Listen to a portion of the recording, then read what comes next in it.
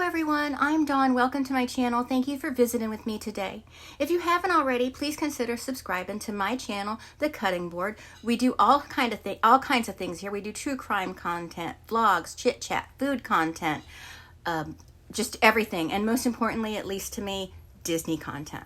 And today we are diving into everything, or almost everything, you need to know about Disney Cruise Line's newest ship, the baby, the new addition, the Disney Destiny. Now this ship is bold, magical, dramatic, deeply themed, and immersive, and honestly one of the most exciting additions Disney Cruise Lines has ever created. I'm excited about it. But today we're going through the restaurants, shows, hidden secrets, not every little detail, I don't want to give it all away, lounges, characters, staterooms, and all the little details that I should say some of the details, because I didn't want to learn everything about it for when I go. I want some surprises. Now, this information will be limited to what I know now. I would suggest, if you want a lot more details, to follow content creators who have already gone on the Destiny to get a review of the ship, like Theme Park Express. But this is just more of an informational video. And like I said, I've limited myself on a lot of the information because when I do go on it, I want some surprises. So let's get started. And excuse the red lipstick. I thought I'd try something different for the Minnie Mouse look. But so what makes the Disney Destiny, what is it that makes the Disney Destiny unique? The Disney Destiny is the 7th ship in the Disney Cruise Line fleet, and its theme is something that we haven't seen Disney Cruise Lines do before, and that's fate, choices, heroes, and villains. So that's pretty cool. Everybody loves a villain. But this entire ship plays with the tug of war between good and evil, and that theme shows up everywhere. In the artwork, in the theming, in the restaurants, in the shows, in the entertainment, in the hallways, the elevators, the stateroom halls, as well as the staterooms themselves. Now, from the moment that you walk into the atrium, you feel like you're stepping into a storybook filled with magic and mischief. At least I assume that because I haven't been on the ship myself. So the atrium and lighting show. So one of the first magical touches that you'll see when, you want to catch when it happens, it's in the atrium, like right in the atrium, the part you walk onto the ship. Now, throughout the day, the chandelier lights and the silver spun lighting change from the floor all the way up to the ceiling, and I believe it goes through the balconies and everything. And these shifts transform the entire atrium into different moods, colors, and story moments. Now, if you can try to catch this lighting transition at least one time during your cruise, it's one of those just small details that makes the Disney Destiny feel alive, and that makes it so special. And there's also a beautiful statue of King T'Challa, Black Panther. And he is, he's also there, and I love Black Panther. I love him so much. He was way too sexy to be part of a Disney movie. And Chadwick Boseman, what a loss. That just makes me sad when I think of him, but he's just a great Black Panther. So hidden lounges and secret experiences. I don't know about hidden, but that's what they say. So the Disney Destiny is full of tucked away magical spaces. Some of them are easy to miss unless you know to look for them. You got to be on the lookout. So let's talk about the big three. So there's the Mystical Lounge, which is Doctor Strange inspired. Now, the lounges don't really excite me because I don't drink alcohol, but I'd still visit them just to check out the decor. But the lounge is magical and filled with mystical artifacts. Inside, you'll find the Cloak of Levitation, the Eye of Agamotto, other enchanted relics, tucked away, tucked into corners. And if you look carefully, you'll find some theme park themed things, that's hard to say, hidden away. And the drinks here are supposedly spectacular. Disney went all in on presentation. So one signature cocktail is the Cosmo, and it comes served it's an inverted martini glass, if that makes sense, with the Madeline cookie balanced on top. Several of the lounge drinks are prepared tableside, so they're not like all-day drinks, and they're in very unusual drinkware. So it's that Disney magic and one of the most creative bars on board. I don't know if there's the barbershop, the Barbary, Dr. Hook's Barbary, but that is, if there is, you can also get drinks there too. But it's a surprise. Dr. Facilier's Parlor, The Secret Show. It's hidden inside Disney Studio near the atrium. And this is one of the ship's best secrets. So only about 10 people at a time are permitted into this short, intimate show. It's an experience. So 3 lucky guests get to sit at the table with Dr. Facilier himself while he performs card tricks. And then he banters with the audience and brings a little bit of the shadow magic to life. So the show lasts, it's a very short show. It lasts about 8 minutes, but you may wait around 50 minutes or longer to get in to see the show. But I hear it's worth it. And photos and video are not allowed because they want you fully immersed in the moment, in the experience. And they want to keep it a unique experience for everyone, for all guests. So they don't want to go online and see all this stuff and then not be as surprised by it. Then there's the Haunted Mansion Parlor. They also have this on the Treasure.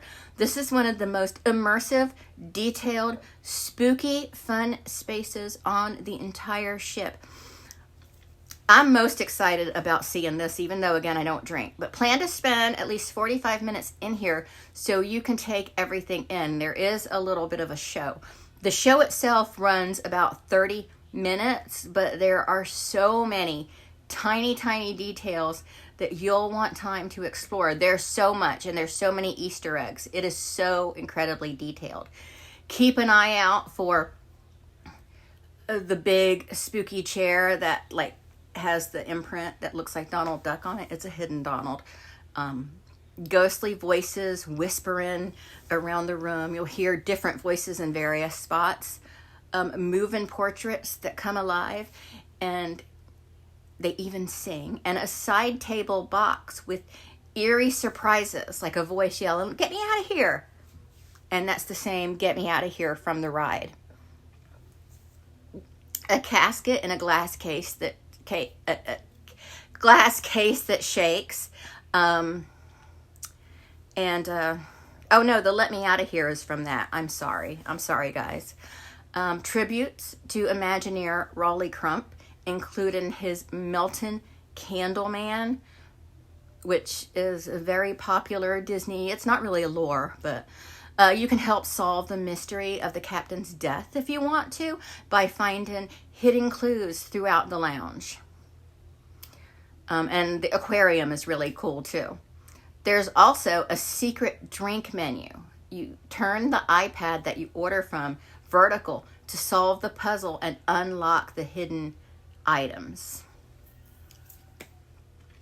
A perfect blend of spooky and magical. I can't wait to experience it. I cannot wait to experience that. Whether on the Treasure or the Destiny, I don't care which. So for right now, the Treasure sails out of Port Canaveral and the Destiny sails out from Fort Lauderdale, but they do alternate, so I'll just have to keep an eye on the various cruises. So character experiences, there's a lot of those. There always are on the Disney ships. The Disney Destiny has some of the best hero and villain character moments of any Disney ship. I don't know. I've watched all the cruise line videos, and I think they all look fantastic. But let's cover a few. The Maleficent Encounter. It's a show at the Saga Theater. And the Maleficent show takes place in the theater located at the end of the ship, the Saga Theater at the end of the ship. And the show is about 15 minutes long, and it includes interactive elements. And afterward, everyone gets to meet Maleficent and get their picture taken with her. And you stay seated while each row is called up. So you don't have to stand in line. You just stay seated until you're called up for photos.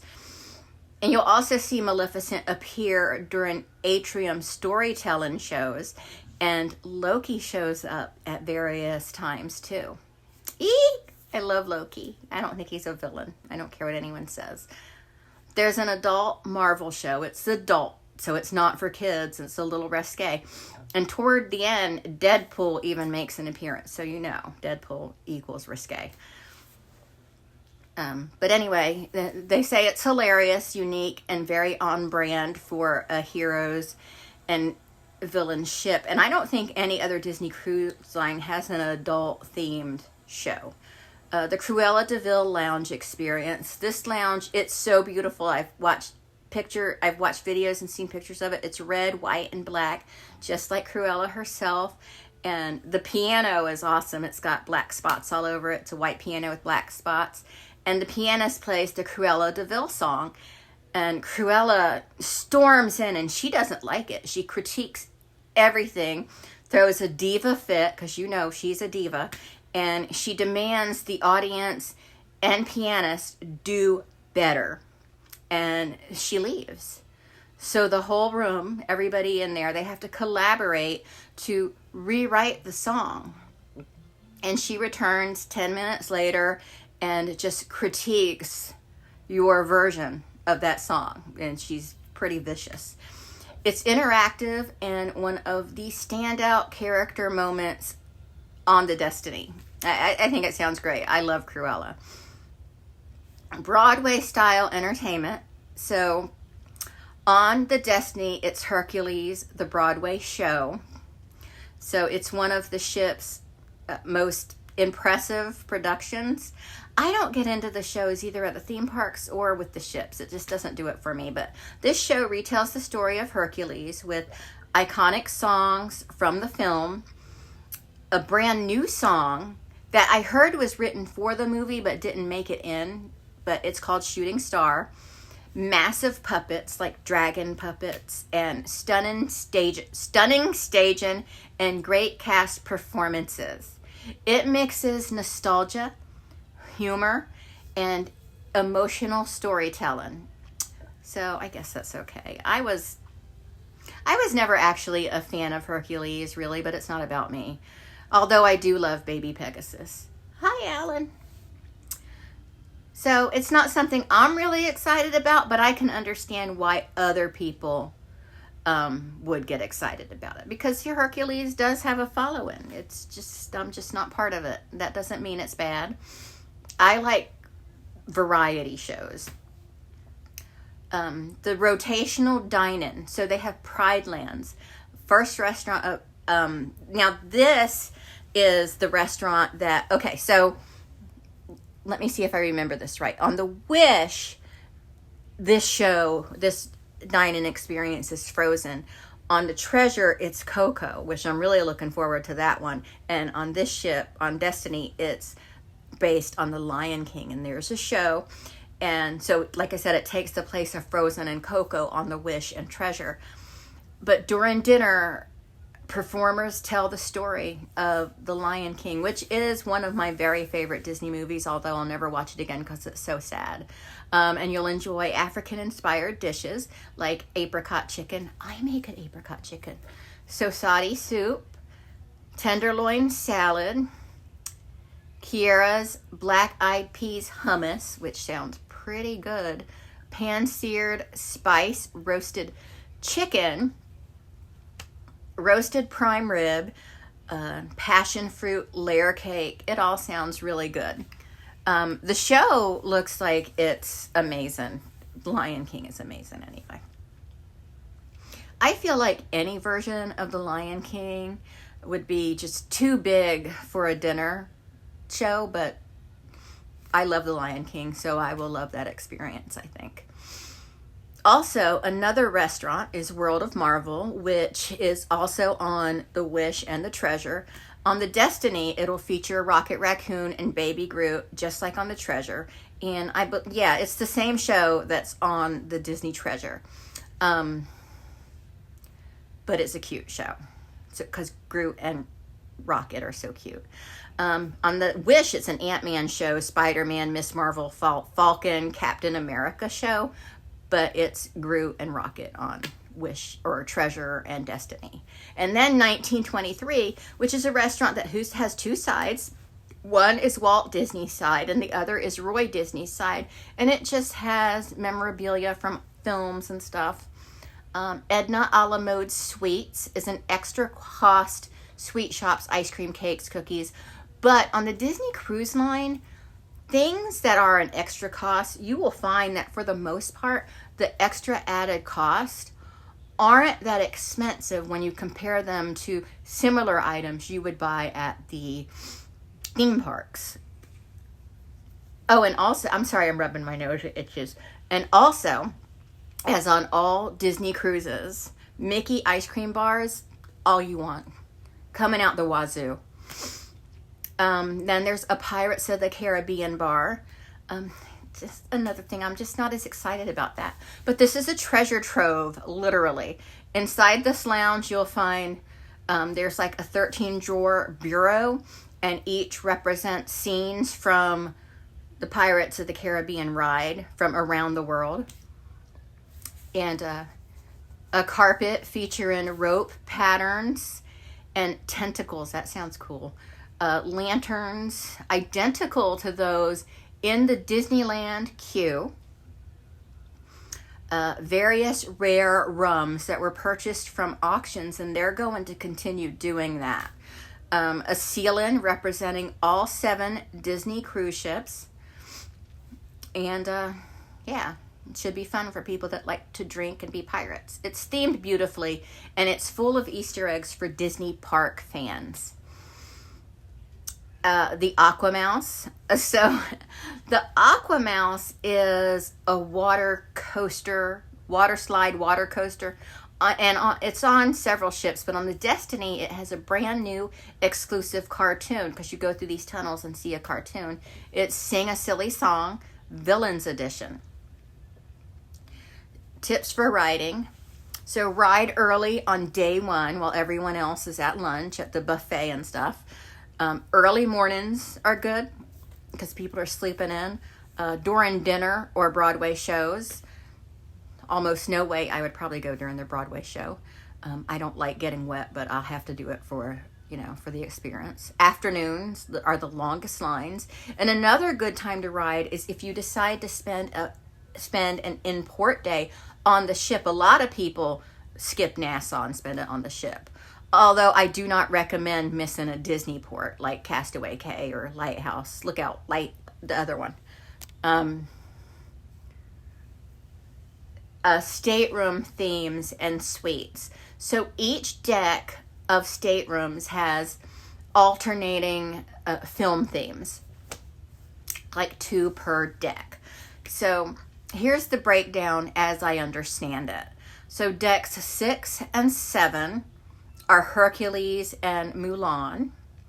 Decks 8 and 9 are Brave and Raya and the Last Dragon.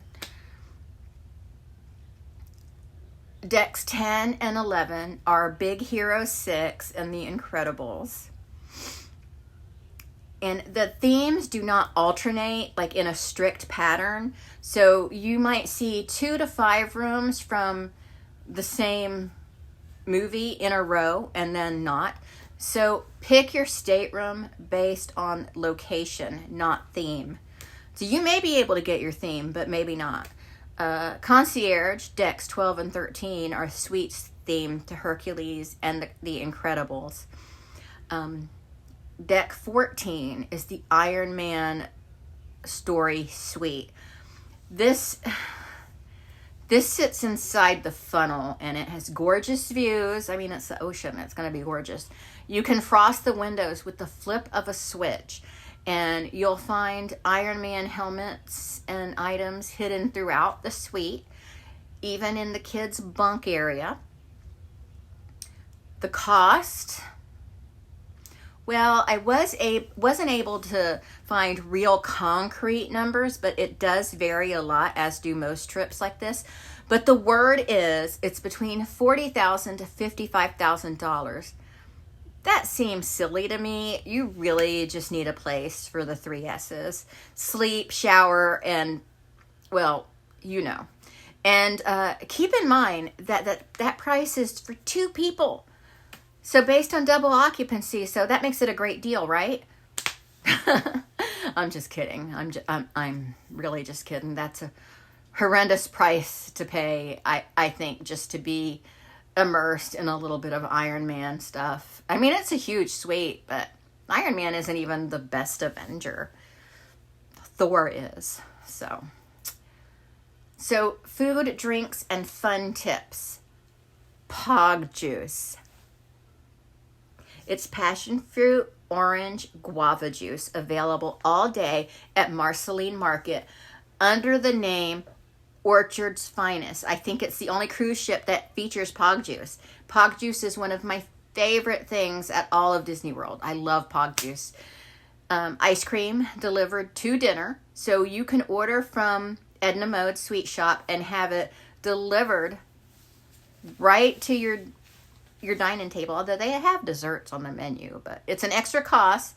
But I mean, some people like it. It's a magical surprise for the family, I guess. I would just go there. But so pricing varies a lot, and it varies by room, date, and other variables. But here's the general range. So an inside room, and I don't know if they have the portholes on the inside rooms with the camera that shows the outside, but those are cool. But they start from about $2,090 plus, double occupancy. Ocean view, $2,500 to $3,200 or more. Veranda, $3,000 to $4,000 or more. And concierge from $5,000 to $6,000 plus. Wow, I might be able to do concierge. We'll have to see.